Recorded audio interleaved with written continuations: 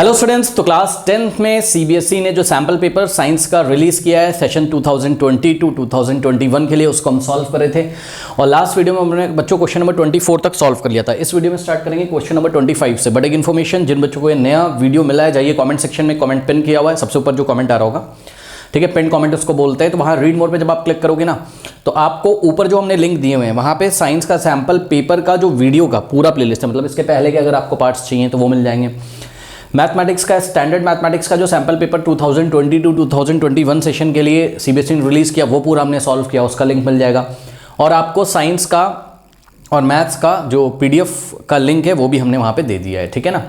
तो वहाँ से आप पीडीएफ भी डाउनलोड कर सकते हैं, वहाँ से आप आंसर वगैरह क्वेश्चन वगैरह देख सकते हैं, ठीक है। इसके अलावा आपको नीचे आपका क्लास 10th का पूरा सिलेबस बच्चों मिलेगा, फिजिक्स, केमिस्ट्री एंड मैथमेटिक्स का, इवन एनसीईआरटी एग्जाम्पलर। केवल यही एक ऐसा चैनल है जहाँ पे आपको क्वालिटी एक्सप्लेनेशन मिलेगा एनसीईआरटी एग्जाम्पलर का, जो कि बोर्ड एग्जामिनेशन के लिए बहुत ही इंपॉर्टेंट होता है, ठीक है। तो एनसीईआरटी एग्जाम्पलर को इग्नोर ना करें, उसको भी पढ़िए, ठीक है। तो आइए स्टार्ट करते हैं क्वेश्चन नंबर 25।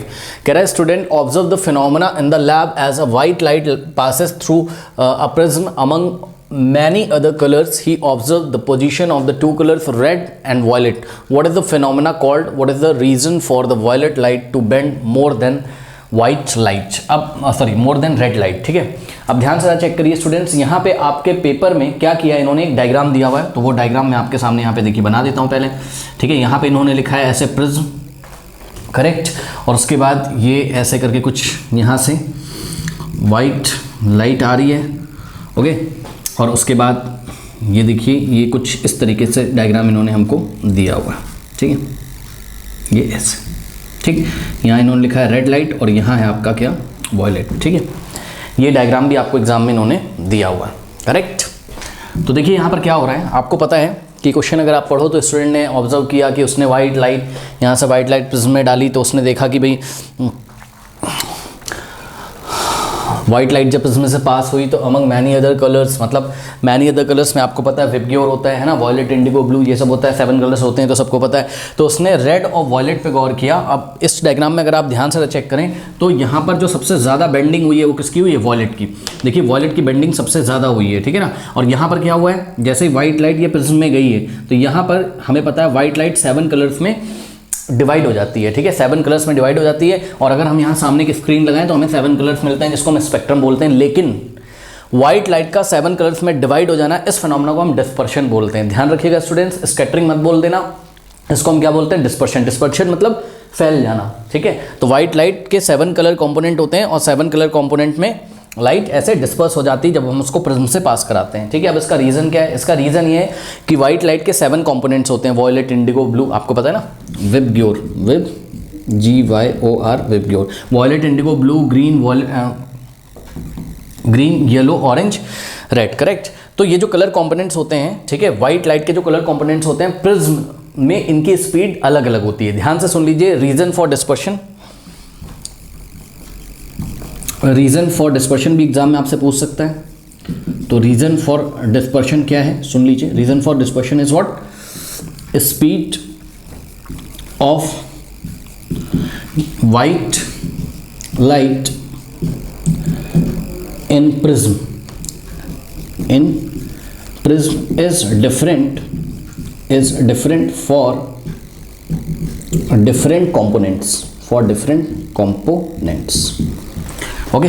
अब ये हमने क्या लिखा है, speed of white light in prism is different for different components. इसका मतलब है कि वाइट लाइट में टोटल कितने कंपोनेंट्स होते हैं, 7, VIBGYOR, violet, indigo, blue, green, yellow, orange, red. तो इन सभी कलर कंपोनेंट्स की स्पीड प्रिज्म में अलग अलग होती है। अब सुन लीजिए, ये जो विबग्योर है, ठीक है, इसको हम ठीक से लिख देते हैं, विब GYOR। विबग्योर में सभी बच्चे याद रखेंगे, जब आप ऐसा टॉप टू बॉटम चलोगे ना विबग्योर में, मतलब रेड से वॉयलेट की तरफ चलोगे तो स्पीड डिक्रीज करेगी। स्पीड क्या करेगी, डिक्रीज करेगी, याद रखिएगा। तो बताइए रेड की स्पीड सबसे ज़्यादा कि वॉयलेट की, तो जवाब है रेड की स्पीड सबसे ज़्यादा होगी। रेड कलर कंपोनेंट की स्पीड सबसे ज़्यादा और वॉयलेट की सबसे कम, ठीक। तो आपको वॉयलेट कलर सबसे नीचे मिलेगा। जिस भी कलर कंपोनेंट की स्पीड सबसे कम होगी उसकी बेंडिंग सबसे ज़्यादा होगी, और जिस भी कलर कंपोनेंट की स्पीड सबसे, सुनिए, रेड की स्पीड क्या है, मैक्सिमम है यहाँ, और वॉयलेट की क्या है, लीस्ट, सबसे कम या स्लोएस्ट आप बोल सकते हो। ठीक। स्लोएस्ट स्पीड जिसकी होगी उसकी बेंडिंग सबसे ज़्यादा होगी, और रेड कलर जिसकी की स्पीड मैक्सिमम है उसकी बेंडिंग सबसे कम होगी। आप इसको खुद से भी लगा के बच्चों अपने ऊपर भी देख सकते हो। जैसे एग्जांपल के तौर पे मैं आपको समझा रहा हूँ, ठीक है। आप जा रहे हो बहुत तेज़ी से भागते हुए, बहुत तेज़ी से भागते हुए जा रहे हो, बहुत तेज़ी से भागते हुए जा रहे हो, है ना, या कोई ऑब्जेक्ट बहुत तेज़ी से जा रहा है, तो वो अगर कहीं पे किसी से टकराएगा, ऐसे सोच सकते हो, किसी से टकराएगा, ठीक है, तो उसकी बेंडिंग यानी कि उसकी डायरेक्शन में उतना ज़्यादा चेंज नहीं हो पाएगा। उसके पास बहुत ज़्यादा काइनेटिक एनर्जी है, ठीक है, उसकी स्पीड बहुत ज़्यादा है, तो वो अपनी डायरेक्शन को ज़्यादा नहीं चेंज करेगा, वो सीधा ही निकल जाएगा। लेकिन किसी ऑब्जेक्ट के पास अगर कम स्पीड है, वो धीरे धीरे चल रहा है, धीरे धीरे चल रहा है, तो इतनी काइनेटिक एनर्जी उसके पास है नहीं, आप ऐसा समझ सकते हो, ठीक है। उसको कोई भी आएगा और हल्का सा अगर पुश करेगा तो वो अपनी डायरेक्शन क्या करेगा, चेंज कर देगा, ठीक है। ये बस समझने का एक तरीका है कि जिसकी स्पीड कम होगी उसकी बेंडिंग सबसे ज़्यादा होगी, उसकी डायरेक्शन में सबसे ज़्यादा चेंज आएगा, और जिसकी स्पीड सबसे ज़्यादा होगी उसमें सबसे कम बेंडिंग होगी। बात समझ में आ गई? तो सुनिए, व्हाइट लाइट जब प्रिज्म में जाती है तो 7 कलर में डिवाइड होती है। इस फिनोमेना को हम क्या बोलते हैं? Dispersion of light. क्या बोलते हैं इसको? Dispersion of light. Dispersion of light का रीज़न क्या है? डिस्पर्शन ऑफ लाइट का रीज़न है कि व्हाइट लाइट के जो 7 कंपोनेंट्स होते हैं प्रिज्म में, उनकी स्पीड डिफरेंट होती है। रेड टू वॉयलेट जब हम जाते हैं तो स्पीड ऑफ डिफरेंट कंपोनेंट क्या करता है? डिक्रीज करता है प्रिज्म में, ठीक है ना। ये चीज़ है, ये याद रखिएगा। ओके, तो बस अब क्वेश्चन पढ़ लीजिए। कह रहा है कि what is the phenomena called, तो answer is the phenomena is called dispersion. ये लिखना है आपको एग्जाम में। उसके बाद पूछे व्हाट इज द रीजन, ये 1 मार्क हो गया आपका। 1 मार्क का क्वेश्चन ये हो गया, what is the phenomena called, तो answer is phenomena is called dispersion. 1 mark का ये हो गया। उसके बाद पूछा है what is the reason for the violet light to bend more than the red light. Violet light सबसे ज़्यादा क्यों बेंड होती है? कौन सबसे ज़्यादा बेंड होगा? जिसकी स्पीड सबसे कम होगी। तो यहाँ पे हम आंसर लिखेंगे speed of violet light is inside the prism is slowest and that of the red light is fastest या maximum।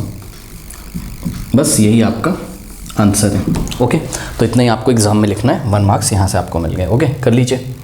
हाँ ना students, question number 26 is a very good question. अब देखिए यहाँ पर क्या है, आपको एक डायग्राम दिया हुआ है, ठीक है ना। सबसे पहले मैं आपको डायग्राम दिखाना चाहता हूँ। ये पॉइंट ए है, पॉइंट बी है। पॉइंट ए और बी के बीच में पोटेंशियल डिफरेंस कितना है? 12 वोल्ट का, ठीक है। फिर इस सर्किट में करंट आई फ्लो कर रहा है, यानी कि यहाँ से, अब देखिए इसको मैं मैं इसको रीड्रॉ करके आपको दिखाता हूँ, ठीक है ना। रीड्रॉ कैसे कर रहा हूँ? यहाँ पे 12 वोल्ट की आप एक बैटरी समझ सकते हो कि यहाँ पे 12 वोल्ट की एक बैटरी लगी हुई है, करेक्ट। तो अभी मैं बनाऊंगा इसका इक्विवेलेंट सर्किट, लेकिन आप ध्यान दें। अब देखिए बैटरी से करंट कितना निकलता है? आई। इस डायरेक्शन में आई जाएगा, तो कुछ करंट इस ब्रांच में जाएगा और कुछ करंट इस ब्रांच में जाएगा, करेक्ट। उससे हमें मतलब नहीं है। यहाँ रेजिस्टेंस लगा हुआ है R1 4 ओम और यहाँ R2 में नहीं पता। इसी R2 को क्वेश्चन में हमें फाइंड करना है, लेकिन ध्यान दे जरा। देखिए कुछ क्वेश्चन में गिवन इन्फॉर्मेशन होगी तो हम उसको आइए एक्सट्रैक्ट करते हैं। लेकिन एक बात और मैं आपसे पूछना चाहता हूँ कि ये दोनों जो रेजिस्टेंस है यहाँ पे R1 R2, बताइए सीरीज में लगेंगे पैरेलल में लगें? बताइए। हाँ, पैरेलल में लगे। क्या खासियत होती है पैरेलल की कि देखिए ये रेजिस्टेंस R2 का ये वाला एंड और ये वाला एंड, और देखो रेजिस्टेंस R1 का, मतलब दो रेजिस्टेंस के जब एंड सेम पॉइंट पे कनेक्टेड होते हैं, ध्यान चेक करो, R1 का ये वाला एंड और R2 का ये वाला एंड, ये दोनों सेम जगह कनेक्टेड है, और R1 का सेकंड वाला एंड और R2 का सेकंड वाला एंड एक पॉइंट पे कनेक्टेड है, ठीक है ना। तो एक ऐसा कॉम्बिनेशन है आपका पैरेलल कॉम्बिनेशन। तो R1 and R2 are in parallel. तो नोट कर लीजिएगा, R1 is parallel to what? R2। ये तो सभी बच्चे पहचान गए होंगे। एक और तरीके से पहचान सकते थे कि यहाँ पे I करंट जा रहा है तो कुछ करंट इस ब्रांच में जाएगा और कुछ करंट इस ब्रांच में जाएगा, ठीक है। जैसे ही करंट क्या होता है? फ्लो ऑफ इलेक्ट्रॉन्स ना, मतलब इलेक्ट्रॉन्स ऐसे आ रहे होंगे तो आप सोच सकते हो। बहरहाल हमने क्लास में आपको बताया, करंट जब जाएगा तो जब करंट के जाने के 2 रास्ते हो जाते हैं, जब करंट डिवाइड हो जाता है कहीं पे, तो हम उन रजिस्टर्स को किस में मानते हैं? पैरेलल में, ठीक है ना। क्योंकि पैरेलल में क्या सेम होता है? पोटेंशियल डिफरेंस सेम होता है और करंट डिवाइड हो जाता है।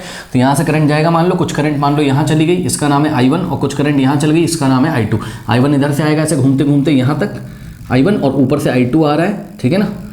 तो I1 प्लस I2 वापस से कितना हो जाएगा? I। बैटरी में से I करंट निकली थी और वापस से I एंटर करेगी, यहाँ बैटरी लगी होगी, ठीक है। तो आइए आपको दिखाने के लिए हम यहाँ बैटरी बना ही देते हैं।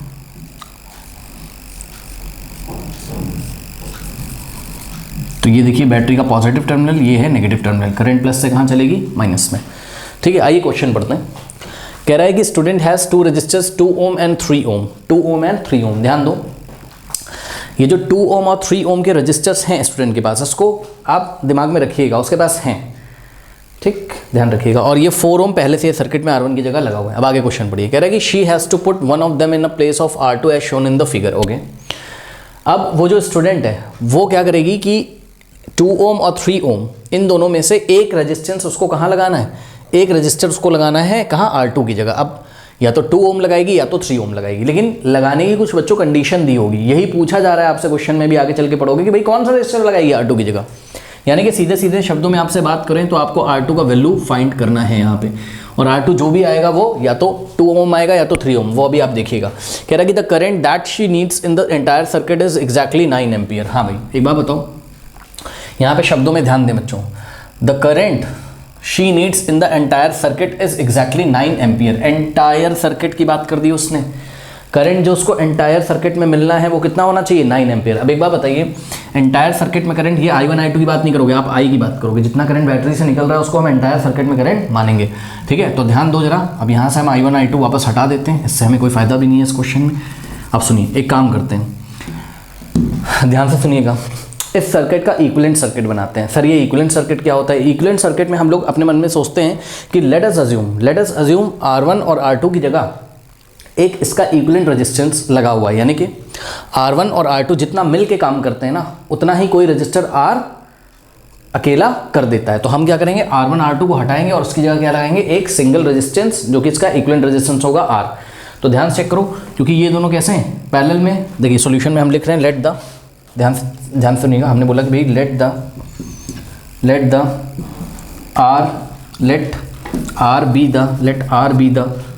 R बी द, ये जो R है R be the equivalent resistance, R the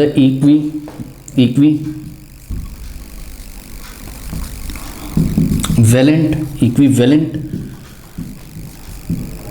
resistance of R1 and R2। मतलब R1 और R2 का इक्विवेलेंट रेजिस्टेंस क्या है, R है। तो आइए जरा इक्विवेलेंट सर्किट बनाइए। बैटरी तो 12 वोल्ट की लगी रहेगी, ठीक है। तो ये बैटरी तो आपकी 12 वोल्ट की लगी रहेगी, यहाँ कहीं पॉइंट A है और यहाँ कहीं पॉइंट B है। अब ध्यान दो, यहाँ से करंट कितना निकलता है, I बैटरी से, बैटरी का पॉजिटिव टर्मिनल और ये नेगेटिव टर्मिनल, यहाँ से I करंट निकलेगा। इन दोनों रेजिस्टेंस को हटा के यहाँ पे हम एक सिंगल रेजिस्टेंस लगाते हैं जो कि इन दोनों का इक्विवेलेंट रेजिस्टेंस है, उसका नाम हमने कितना रख दिया, R, ठीक है। अब फॉर्मूला जरा लगाइए, R का वैल्यू क्या हो जाएगा बताइए, याद करो। ये R अगर R1 R2 के इक्विवेलेंट है तो दो रजिस्टर जब पैरेलल में होते तो इक्विवेलेंट रेजिस्टेंस का फॉर्मूला हमने आपको डायरेक्ट पढ़ाया था, क्या होता था, R is equals to short में R1 R2 upon R1 plus R2, यही पढ़ाया था। अब जिनको नहीं पता है वो देख लें। जब पैरेलल में होता है तो हम क्या बोलते हैं, हम बोलते हैं 1 upon equivalent resistance is equals to 1 upon R1 और प्लस 1 अपॉन R2, ठीक है ना। यहाँ से एलसीएम अगर आप लोगे तो 1 upon R is equals to R1 into R2 आ जाएगा एलसीएम, ये इधर जाएगा R2 और R1 इधर जाएगा, तो R2 प्लस R1 जिसको हम R1 प्लस R2 लिखेंगे, फिर रेसिप्रोकेट कर देंगे बोथ साइड, तो R अपॉन 1 हो जाएगा लेफ्ट में, और इधर क्या हो जाएगा, R1 into R2 upon R1 plus R2। ये सब करने की एग्जाम में जरूरत नहीं है, इतना टाइम नहीं होता। आप सीधे जब भी दो रेजिस्टेंस पैरेलल में लगे हो तो उसका इक्विवेलेंट रेजिस्टेंस R कितना होता है, R1 into R2 upon R1 plus R2, ठीक है ना। तो ये चीज़ होती है। अब ध्यान दो, यहाँ पर इन्होंने बोला है कि एंटायर सर्किट का करंट कितना चाहिए, I is equals to 9 ampere चाहिए। पढ़ो, इस पूरे सर्किट का करंट कितना चाहिए, यही तो एंटायर सर्किट है। जब इन दोनों का इक्विवेलेंट बना दोगे तो, ठीक है, तो करंट कितना चाहिए, 9 एम्पियर चाहिए। अब एक बात बताइए, बहुत ध्यान से चेक करो, आपको क्या निकालना है, R2, क्या पता है आपको, R1। इस इक्वेशन को देखिए जरा, आपको निकालना है R2 R1, आपको पता है। अगर हमें R पता चल जाए किसी तरीके से, ठीक है ना, अगर हमें R पता चल जाए तो हम R2 फाइंड कर सकते हैं। एक अननोन होगा, R2 फाइंड कर लेंगे। अब ये R कैसे पता चलेगा, तो ओम्स लॉ से। ओम्स लॉ कहाँ लगाएं, एंटायर सर्किट में ओम्स लॉ लगा दो। एंटायर सर्किट में ओम्स लॉ लगाओ तो इस एंटायर सर्किट के लिए V कितना है, चेक करो, V कितना है, 12 वोल्ट्स। और ओम्स लॉ क्या होता है, V is equals to IR। ये हम लगा रहे हैं एंटायर सर्किट के लिए, याद रखना, फॉर एंटायर, पूरे सर्किट के लिए, फॉर एंटायर सर्किट, ठीक है।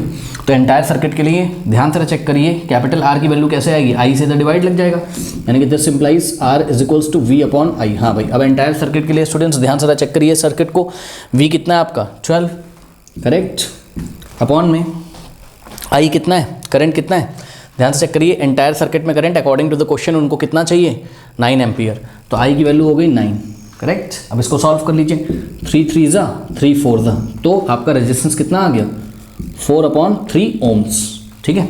तो ये इक्विवेलेंट रेजिस्टेंस आ गया। अब वापस यहाँ पे आइए कैलकुलेशन में, तो दिस इम्प्लाइज, अब सभी बच्चे ध्यान देंगे, ये कैपिटल आर की जगह आप क्या रखोगे, कैपिटल आर इक्विवेलेंट रेजिस्टेंस है, इसका वैल्यू कितना है 4/3, तो कैपिटल आर की जगह मैंने कितना रखा 4/3, फिर ये वाला इक्वल लगा है तो मैंने इक्वल लगा दिया, ठीक। R1 इंटू R2, R1 कितना है क्वेश्चन में देखिए 4 ओम है, ठीक है, तो R1 की जगह हम रखेंगे 4 R2, 4 इंटू R2, यहाँ जगह 4 इंटू R2 अपॉन में R1 प्लस R2, R1 कितना है 4 और प्लस R2 कितना है, R2 ही रहने दो उसको। अब R2 की वैल्यू यहाँ से हम लोग फाइंड कर लेंगे, कर पाएंगे कि नहीं बताइए, हो जाएगा। तो ध्यान से चेक करिए स्टूडेंट्स, कुछ नहीं करना है, क्रॉस मल्टीप्लिकेशन करना है। तो आगे मैं कर रहा हूँ, ये 4 इस पूरे ब्रैकेट में मल्टीप्लाई करेगा तो 4 in the bracket 4 plus R2 is equals to 4 इधर मल्टीप्लाई करेगा, फिर इक्वल लगाएंगे और 3 इधर मल्टीप्लाई करेगा, 3 4 का कितना होता है 12, तो 12 R2, तो 12 R2 करेक्ट। अब नेक्स्ट स्टेप में देखिए 4 4 जा हो जाएगा 16 और plus 4 into R2, 4 R2 is equals to 12 R2, ये हो गया करेक्ट। तो ये सर्किट अब हम यहाँ पे थोड़ा सा हटा देते हैं, ठीक है। सर्किट आप देख सकते हो बच्चों, PDF भी है नीचे, वहाँ पे देख सकते हो, कॉपी में नोट किया होगा आपने। चलो तो यहाँ से हो जाएगा आपके पास क्या इक्वेशन आया 16 plus 4 R2 is equals to 12 R2। अब देखो ये और ये लाइक टर्म्स हैं, क्योंकि R2 इसके पास भी, तो इसको राइट में भेज दो तो क्या हो जाएगा 16 is equals to 12 R2 minus 4 R2 right में आएगा, यहाँ पे प्लस था 4 R2 राइट में आके माइनस हो जाएगा 4 R2 करेक्ट। दिस इम्प्लाइज 16, अब यहाँ से आप कॉमन ले लो क्या R2, 12 R2 और 4 R2 में से R2 आपने कॉमन लिया, ब्रैकेट में क्या बचा 12 माइनस 4, 12 माइनस 4 क्या होता है 8, तो this implies 16 is equals to R2 into है ना, इंटू में R2 into 8, not dividing by 8 both side, 8 से लेफ्ट में 8 से राइट में डिवाइड, 8 से 8 कैंसिल, 8 1 जा 8 2 जा, तो R2 कितना आ गया 2 ohms, R2 is equals to what 2 ohms, ठीक है। तो जो इन्होंने क्वेश्चन पूछा था कि भाई 2 ओम और 3 ओम में से वो कौन सा रेजिस्टेंस चूज करेगी कि इक्विवेलेंट करंट कितना हो जाए, मतलब एंटायर सर्किट का करंट कितना हो जाए 9 एम्पियर, तो she should choose R2 is equals to 2 ohm. Okay, कोई डाउट है बताइए, कर लीजिए। नाउ स्टूडेंट्स क्वेश्चन नंबर 30 देखिए, कह रहा है कि which of the following reaction is are an endothermic reaction, और ब्रैकेट में एस लिखा हुआ है, वेयर डीकम्पोजिशन ऑल्सो हैपन्स। सुनो बच्चों ध्यान से, पहले क्वेश्चन ध्यान से पढ़िए, कह रहा है कि which of the following reaction is, फिर आर, आपको पता है एस सिंगुलर के लिए लगता है और आर प्लूरल के लिए, ये तो पता होगा सबको। यानी कि वो ये कहना चाहते हैं स्टूडेंट्स कि भैया एक रिएक्शन भी हो सकती है इनमें से और एक से ज़्यादा रिएक्शन भी इनमें से हो सकती है, करेक्ट। तो कह रहा है कि are endothermic reactions where decomposition also happens. तो ध्यान से सुनिए बच्चों, आपको वो रिएक्शंस या रिएक्शन, मतलब इनमें चारों में से एक रिएक्शन भी हो सकती है, एक से ज़्यादा भी हो सकती है, वो रिएक्शन या रिएक्शंस आपको सेलेक्ट करनी है जो कि किसका एग्जाम्पल हो, एंडोथर्मिक का भी हो और डीकम्पोजिशन का भी हो, ठीक है। देखिए बच्चों याद दिला दूं मैं आपको, एंडोथर्मिक रिएक्शंस क्या होती थी। एंडोथर्मिक रिएक्शन में एनर्जी कहाँ रहती थी, रिएक्टेंट साइड में, ठीक है ना, याद है आपको। जैसे A प्लस बी मान लीजिए आपको दे रहा है C प्लस डी, और इसको एनर्जी की ज़रूरत होती है यहाँ पे, अगर यहाँ रिएक्टेंट साइड में अगर इसको एनर्जी की ज़रूरत होती है तो हम क्या बोलते हैं, ये एंडोथर्मिक है। और मान लीजिए किसी रिएक्शन में अगर हमें प्रोडक्ट में एनर्जी मिलती है, एनर्जी रिलीज होती है, तो उसको हम क्या बोलते हैं, एक्सोथर्मिक। ये तो सबको पता है, ठीक। और डीकम्पोजिशन क्या होता था बच्चों, याद करिए। डीकम्पोजिशन में आपके पास एक कंपाउंड होगा और वो कंपाउंड एक कंपाउंड है आपके पास A नाम का, ये 2 और मोर देन 2 कंपाउंड्स में क्या होता था, स्प्लिट हो जाता था या ब्रेक हो जाता था, ठीक। ये डीकम्पोजिशन होती है। अब आइए बच्चों देखते हैं रेस्पिरेशन। स्टूडेंट्स याद करिए रेस्पिरेशन कैसी रिएक्शन है। रेस्पिरेशन स्टूडेंट्स एक एक्सोथर्मिक रिएक्शन है, इतना तो बायोलॉजी में आपने पढ़ा होगा। जब रेस्पिरेशन होता है, जो कि फोटोसिंथेसिस का जस्ट रिवर्स है, जब रेस्पिरेशन होता है, ठीक है, लिविंग ऑर्गेनिजम्स में, तो एनर्जी रिलीज होती है उस रिएक्शन में, याद है आपको, ठीक है। तो रिएक्शंस वगैरह बच्चों क्लास में हमने पढ़ाई है, तो हम यहाँ लिख नहीं रहे हैं कुछ भी, बस मैं आपको ये बताना चाहता हूँ कि रेस्पिरेशन जो है वो आपका क्या है, एक्सोथर्मिक रिएक्शन है, वहाँ एनर्जी रिलीज होती है, करेक्ट, मतलब एनर्जी एज अ प्रोडक्ट आपको मिलेगा, करेक्ट। तो ये तो ऑप्शन हो नहीं सकता, ठीक है, क्योंकि हमें एंडोथर्मिक मांगा था उन्होंने, करेक्ट। आगे देखते हैं हीटिंग ऑफ लेड नाइट्रेट। बच्चों हीटिंग ऑफ लेड नाइट्रेट का रिएक्शन अगर आप लोग याद करेंगे तो लेड नाइट्रेट का फॉर्मूला होता था PbNO3 होल ट्वाइस और आई थिंक ये वाइट कलर का होता था, है ना। और जब इसको हम लोग हीट करते थे, जब हम लोग इसको हीट करते थे लेड नाइट्रेट को, तो लेड ऑक्साइड बनता था स्टूडेंट्स, नाइट्रोजन डाइऑक्साइड और ऑक्सीजन निकलता था। लेड ऑक्साइड यानी कि PbO, नाइट्रोजन डाइऑक्साइड और ऑक्सीजन गैस ये निकलता था। बैलेंस वगैरह नहीं कर रहा हूँ क्योंकि यहाँ पर बच्चों आपको रिएक्शन नहीं पूछी एग्जाम में, बस आपको सेलेक्ट करके लिखना है आंसर, ठीक है। तो कुछ ऐसा होता था, ये आपका येलो कलर का होता था। तो आपने देखा यहाँ पर स्टूडेंट्स लेड नाइट्रेट को हीट करना पड़ता था हीट करना पड़ता था, यानी कि एनर्जी आपने सप्लाई करी, करेक्ट। एनर्जी इनपुट साइड में, एनर्जी दोगे तभी तो रिएक्शन होगी, ये वाली, यानी कि एंडोथर्मिक का तो एग्जांपल है, ठीक। तो एंडोथर्मिक के लिए तो क्वालिफाई हो गया। साथ में बच्चों ये डीकम्पोजिशन भी तो हो रहा है चेक करो डीकम्पोजिशन कैसे हो रहा है, क्योंकि लेड नाइट्रेट जो है वो एक सिंगल कंपाउंड है। अब ये मोर देन 2 कंपाउंड्स में, 2 या मोर देन 2 कंपाउंड्स में स्प्लिट हो जाए तो डीकम्पोजिशन होगा, हो तो गया। चेक करो 3 कंपाउंड्स बन रहे हैं, लेड ऑक्साइड, नाइट्रोजन डाइऑक्साइड और ऑक्सीजन। बात समझ में आई कि नहीं आई, ठीक है ना। तो ये चीज़ है। तो हीटिंग ऑफ लेड नाइट्रेट बच्चों क्वालिफाई कर गया आपका, ठीक है। तो आंसर में हीटिंग ऑफ लेड नाइट्रेट आपका क्वालिफाई कर गया, किसके लिए, ये बच्चों आपका एक्सो कह रहा हूँ, सॉरी, एंडोथर्मिक भी हो गया, ठीक है ना। क्या हो गया ये, एंडोथर्मिक भी है, और साथ में ये क्या है, डीकम्पोजिशन का भी एग्जाम्पल है। आगे बढ़ते हैं, सभी ऑप्शंस को पढ़ लीजिए बच्चों। नेक्स्ट है डीकम्पोजिशन ऑफ ऑर्गेनिक मैटर। हाँ भाई, ये बड़ा मजेदार क्वेश्चन है, डीकम्पोजिशन ऑफ ऑर्गेनिक मैटर। देखिए स्टूडेंट्स, एक बात मैं आपको बताना चाहता हूँ, ऑर्गेनिक मैटर जैसे कि काउ डंग जो होता है, गाय का गोबर होता है, ठीक है, या जो सब्जियां आपके घर में, सब्जियों का जो वेस्ट निकलता है ना, उसका जो छिलका वगैरह ऊपर से निकलता है, या टमाटर आपने देखा है, वो भी एक ऑर्गेनिक मैटर ही है। उसको आप जब रख देते हो तो वो डिकम्पोज हो जाता है, अपने आप डिकम्पोज हो जाता है। गर्मी के दिनों में देखा आपने, टमाटर सड़ जाता है, ठीक है ना, डिकम्पोज हो जाता है।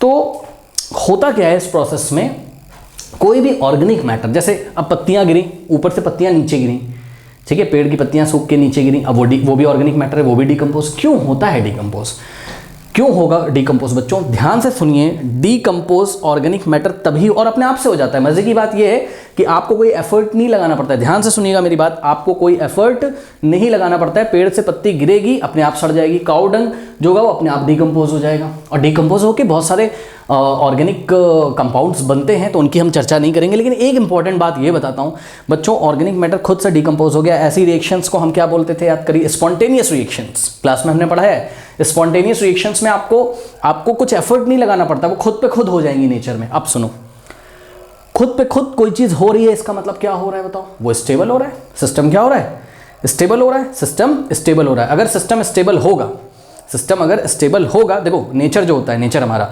नेचर स्टेबिलिटी को सपोर्ट करता है। किसको, स्टेबिलिटी को सपोर्ट करता है। तो पेड़ की पत्ती कोई गिरी तो नेचर में ऐसा प्रोसेस हो रहा है कि वो ऑटोमेटिकली डिकम्पोज हो जाएगा, और डिकम्पोज हो जाएगा तो सिस्टम स्टेबल होगा, मतलब कुछ स्टेबल कंपाउंड्स बनेंगे, और वो गैसेस के फॉर्म में ऑब्वियसली बनेंगे, इधर उधर निकल गए वो अपना एटमॉस्फेयर में। तो जब ये प्रोसेस होगा तो एनर्जी रिलीज होगी, सुन लो, एनर्जी रिलीज होगी। ये देखिए बच्चों, ये पेड़ की पत्ती गिरी, या यहाँ पे टमाटर कोई रखा हुआ है, टोमेटो, और ये डिकम्पोज हो गया, ये क्या हुआ, खुद पे खुद डिकम्पोज हो गया। तो ये जो डिकम्पोज हुआ, यहाँ आपको एनर्जी रिलीज होगी, एनर्जी रिलीज होगी स्टूडेंट्स। ये एक्सोथर्मिक का एग्जांपल है। अब ये क्या मैं बोल रहा हूँ कि एनर्जी रिलीज होगी, एनर्जी रिलीज हो रही है तभी तो सिस्टम स्टेबल हो रहा है। कोई भी सिस्टम लोअर एनर्जी स्टेट में रहना चाहता है, केमिस्ट्री में याद रखिएगा, साइंस में हमेशा, फिजिक्स या केमिस्ट्री जो भी है, कोई भी सिस्टम लोअर एनर्जी स्टेट में रहना चाहता है। जैसे कि इस कैप को देखिए, ये कैप, ये मेरा मार्कर का कैप है, तो ये अभी ये एक हाइट पे, तो इसका पोटेंशियल एनर्जी अभी ज़्यादा है, जितना हाइट होगा उतना पोटेंशियल एनर्जी होगा। अगर मैं अभी तो मैंने पकड़ के रखा है, मैं इसको छोड़ देता हूँ तो ये नीचे आता है, अपनी हाइट कम करता है, जिससे कि इसका पोटेंशियल एनर्जी क्या होता है, कम होता है। तो कोई भी सिस्टम लोअर एनर्जी स्टेट में जाना चाहता है, जैसे फिजिक्स में होता है वैसे केमिस्ट्री में भी होता है। जब ये डिकम्पोज हो गया तो बहुत सारा एनर्जी एटमॉस्फेयर में रिलीज हो जाता है, और सिस्टम क्या होता है, स्टेबल। स्टेबल होने का मतलब ये है कि अब ये जो भी पत्तियां सूखी गिरी, अब ये पत्तियां नहीं रही, गैसियस फॉर्म में कुछ चेंज वेंज हो गया, ऐसा कुछ हुआ। तो मोटी मोटी बात ये है कि जो ऑर्गेनिक मैटर बच्चों डिकम्पोज होगा, ठीक है ना, तो ये आपका एक्सोथर्मिक का एग्जाम्पल है। सुन लीजिए कैसा एग्जाम्पल है, एक्सोथर्मिक, क्योंकि सिस्टम यहाँ स्टेबल हो रहा है। अब सुनो, बच्चे बोल रहे हैं सर क्या हर एक ऑर्गेनिक मैटर जब डिकम्पोज होता है तो वो एक्सोथर्मिक का ही एग्जाम्पल होता है? जवाब है नहीं। बहुत सारे ऑर्गेनिक मैटर स्टूडेंट्स ऐसे होते हैं जो कि एटमॉस्फेयर से एनर्जी लेते भी हैं, सुन लो, जो कि एटमॉस्फेयर से एनर्जी लेते भी हैं, एनर्जी एज अ इनपुट के फॉर्म में भी लेते हैं, ठीक है, और फिर डिकम्पोज हो जाते हैं, और डिकम्पोज होकर जो प्रोडक्ट बनेंगे ना, ठीक है, वो थोड़े से स्टेबल प्रोडक्ट होते हैं, इसलिए ये प्रोसेस होता है, वहाँ पे भी स्टेबिलिटी आ जाती है, क्योंकि समथिंग इज कॉल्ड एंट्रोपी। तो मैं इतना डिटेल में जाना नहीं चाहता हूँ। अब मैं मोटी मोटी बात आपको ये बताना चाहता हूँ कि ऑर्गेनिक मैटर बच्चों एक्सोथर्मिक भी, और ऑर्गेनिक मैटर का डिकम्पोजिशन है वो एक्सोथर्मिक भी हो सकता है और एंडो भी हो सकता है। लेकिन एक बात बताऊँ बच्चों, जब भी ऑर्गेनिक मैटर का डिकम्पोजिशन होता है, ठीक है, तो वहाँ पर आपका, हाँ इन्होंने पूछा था कि एंडोथर्मिक है ना, तो हम लोग कंफर्म नहीं है, वो एक्सोथर्मिक भी हो सकता है, एंडोथर्मिक भी हो सकता है, ठीक है, ना तो ऑलवेज एक्सो होगा ना तो ऑलवेज एंडो होगा। और मोस्टली मैं आपको बताऊं, मोस्टली आपको एक्सोथर्मिक रिएक्शन ही देखने को मिलेंगी। कैसी? एक्सोथर्मिक ही रिएक्शन देखने को मिलेगी। वही स्पॉन्टेनिटी वाला कॉन्सेप्ट है कि खुद पे खुद हो जाती है तो सिस्टम बहुत सारी एनर्जी रिलीज करेगा, तो ऐसा कुछ, ठीक है ना। तो इसलिए बच्चों ये कंफर्म नहीं हो पा रहा है, तो इस ऑप्शन को भी हम लेते नहीं है यहाँ पर, करेक्ट, ओके। और एक चीज़ और बताना चाहता हूँ मैं आपको कि जब ऑर्गेनिक मैटर का जैसे डिकम्पोजिशन होगा, ठीक है बच्चों, तो वहाँ पे कुछ मॉइस्चर वगैरह भी अवेलेबल रहता है, अक्सर आपने देखा होगा। जैसे कि टमाटर रखा है, अब गर्मियों के दिनों में वो सड़ गया, तो वो उस स्थान पे जल्दी सड़ेगा जहाँ मॉइस्चर वगैरह थोड़ा सा होगा, तो ऐसा कुछ है। यानी कि जो भी ऑर्गेनिक मैटर रखा है ना बच्चों, उसको वाटर की कहीं ना कहीं ज़रूरत जरूर पड़ जाती है, ठीक है ना। तो सिंगल कंपाउंड थोड़ी ना डिकम्पोज हुआ है, किसी और के साथ मिलकर तब डिकम्पोज हुआ। तो ये ऑप्शन आप समझ रहोगे क्यों हम इस पर टिक नहीं लगा रहे, बहुत सारे कारण है उसके। और अगर हम सीधी सीधी बात करें तो ऐसा कुछ क्लास में आपने पढ़ा ही नहीं है, ठीक है, तो वैसे इसको क्रॉस कर दो। फिर भी मैंने आपको समझाने की पूरी कोशिश करी। उसके बाद इलेक्ट्रोलिसिस ऑफ एसिडिफाइड वाटर। अब देखो बच्चों, एसिडिफाइड वाटर का जब इलेक्ट्रोलिसिस होता था तो क्या होता था, याद करिए, यहाँ पर आपको कैथोड पे हाइड्रोजन मिलती थी, एनोड पे आपको ऑक्सीजन मिलती थी। याद करिए, ये देखिए H2O का हमने क्या किया था, इलेक्ट्रोलिसिस, ठीक है। तो आपको कैथोड पे क्या मिलती थी, हाइड्रोजन, कैथोड पे आपको क्या मिलती थी, हाइड्रोजन गैस, और एनोड पे आपको क्या मिलती थी, ऑक्सीजन गैस। एनोड पे आपको क्या मिलती थी, ऑक्सीजन गैस, और हाइड्रोजन और ऑक्सीजन का जो वॉल्यूम का रेशियो होता था वो होता था आई थिंक 2:1। हाइड्रोजन और ऑक्सीजन 2:1 के वॉल्यूम में मिलती थी, ठीक है। अगर आप इसको बैलेंस करना चाहते हैं तो कर सकते हैं, वो सब आप लोग खुद कर लीजिएगा, ठीक है। मैं बताना यहाँ पे ये चाहता हूँ बच्चों, ये जो इलेक्ट्रोलिसिस हुआ, इलेक्ट्रोलिसिस, इलेक्ट्रो मतलब इलेक्ट्रिसिटी की हेल्प से, लिसिस मतलब ब्रेक करना, इलेक्ट्रिसिटी की हेल्प से हमने इसको दो कंपाउंड्स में देखिए ब्रेक कर दिया, हाइड्रोजन और ऑक्सीजन में, ठीक है, ठीक है। तो ये चीज़ है यहाँ पर, ओके।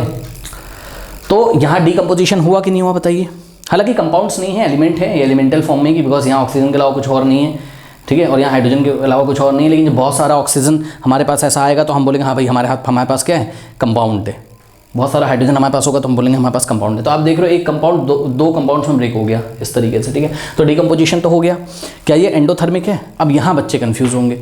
एंडोथर्मिक में आप लोग क्या सोचते हो कि हमेशा हम एनर्जी हीट के फॉर्म में देंगे? नहीं, ज़रूरी नहीं है। आप एनर्जी आप इलेक्ट्रिसिटी के भी फॉर्म में दे सकते हो, तो याद रखिएगा। इसीलिए CBSE ने क्वेश्चन पूछा हुआ है, ठीक है ना। तो वाटर का जब आप इलेक्ट्रोलिसिस करते हो, क्लास में हमने पढ़ाया, जिन बच्चों ने क्लास करी आपने देखा होगा, ठीक है। तो वहाँ पे इलेक्ट्रिसिटी एज अ इनपुट देते हो, और जब तक आप इलेक्ट्रिसिटी सप्लाई करते रहोगे तब तक ये प्रोसेस चलता रहता है। जैसे आप इलेक्ट्रिसिटी कट ऑफ कर दोगे, जैसे इलेक्ट्रिसिटी आप देना बंद कर दोगे, स्विच ऑफ कर दोगे अपने सर्किट का, तुरंत ये प्रोसेस रुक जाता है। यानी कि नॉन स्पॉन्टेनियस प्रोसेस है, मतलब जब तक एनर्जी सप्लाई करते रहोगे तब तक ये प्रोसेस होता रहेगा। और एनर्जी कौन से फॉर्म में सप्लाई कर रहे हो? इलेक्ट्रिसिटी की फॉर्म में सप्लाई कर रहे हो। तो ये एंडोथर्मिक का भी एग्जाम्पल है, क्योंकि यहाँ पे आप एनर्जी एज अ इनपुट दे रहे हो रिएक्टेंट साइड में। और ये डिकम्पोजिशन का भी एग्जाम्पल है, बिकॉज यहाँ पे दो प्रोडक्ट्स आपको मिल गए। तो ये वाला भी आपका सही है। तो इसमें आप लिखेंगे heating of lead nitrate and electrolysis of acidified water. Okay, कर लीजिए। नाउ स्टूडेंट्स, 30th क्वेश्चन का पार्ट बी देखिए। ये टोटल 3 मार्क्स क्वेश्चन था, 1.5 पार्ट ए था जो भी हमने कराया, लेड नाइट्रेट और इलेक्ट्रोलिसिस ऑफ एसिडिफाइड वाटर जिसका आंसर था।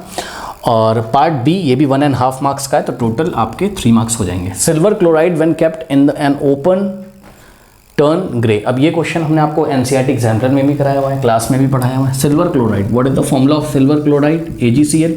ये सिल्वर क्लोराइड होता है बच्चों, सॉलिड फॉर्म में होता है, ये वाइट कलर का होता है, ठीक है। जब आप इसको सनलाइट में रख दे, ओपन में रख दोगे, तो सनलाइट के प्रेजेंस में, ध्यान दीजिए यहाँ सनलाइट लिखना बहुत ज़रूरी है। सनलाइट के प्रेजेंस में बच्चों इसका डिकम्पोजिशन हो जाता है, ठीक है। और ये डिकम्पोज हो जाता है, यहाँ पे आपको मिलता है क्या, अकॉर्डिंग टू द क्वेश्चन आपको यहाँ पे देखिए एक प्रोडक्ट मिल रहा है जो किस कलर का है? ग्रे कलर का है। मतलब silver chloride turn grey, when kept in open, जब खुले में इसको रखते हैं तो उसके ऊपर सनलाइट पड़ती है।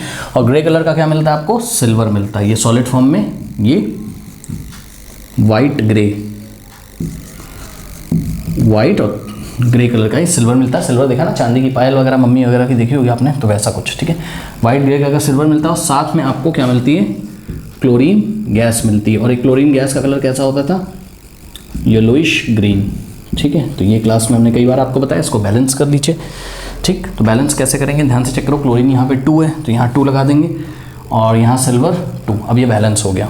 ये जी सिल्वर 2, यहाँ पे भी सिल्वर 2, क्लोरीन 2। अब यहाँ पे एक खास बात है, सीबीएसई कहता है कि इस रिएक्शन में अगर आपने फेज नहीं लिखा है, यानी कि स्टेट नहीं लिखा है, जैसे कि ये सिल्वर सॉलिड फॉर्म में मिल रहा है, क्लोरीन आपको गैस फॉर्म में मिल रहा है और सिल्वर क्लोराइड आपको सॉलिड फॉर्म में मिल रहा है, अगर आपने ये स्टेट नहीं लिखे तो आपके मार्क्स नहीं कटेंगे, ऐसा उन्होंने यहाँ मेंशन किया हुआ है, ठीक है।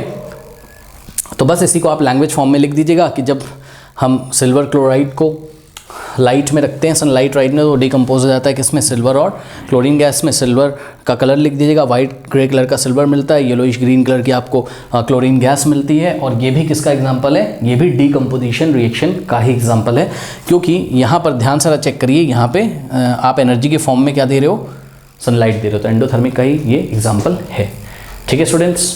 एंडोथर्मिक का तो है ही, साथ में यहाँ पर आपका ये डिकम्पोजिशन का भी एग्जाम्पल है, ओके।